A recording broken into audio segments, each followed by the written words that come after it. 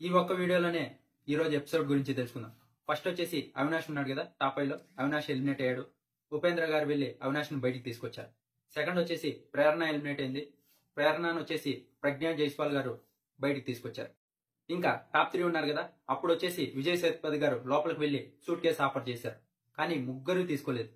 ఇది ముట్టుకు ముగ్గురిని మెచ్చుకోవాలి. వాళ్ళు కనుక డబ్బులు తీసుకుంటే విన్నర్ కి బొక్క పడేది.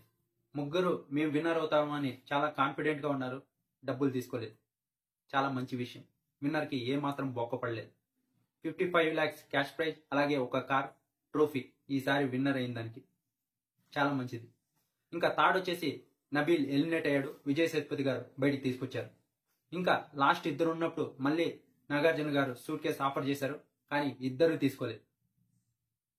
ఇంకా ఆ తర్వాత స్టేజ్ మీదకి నాగార్జున గారు తీసుకొచ్చారు. ఇంకా రామ్ చరణ్ గారు వచ్చేసి నిఖిల్ ని విన్నర్ గా అనౌన్స్ చేశారు. రన్నర్ అప్ వచ్చేసి గౌతమ్ అయ్యాడు. ఇప్పుడు విన్నర్ కి 55 lakhs క్యాష్ ప్రైజ్, అలాగే ఒక కార్, అలాగే ట్రోఫీ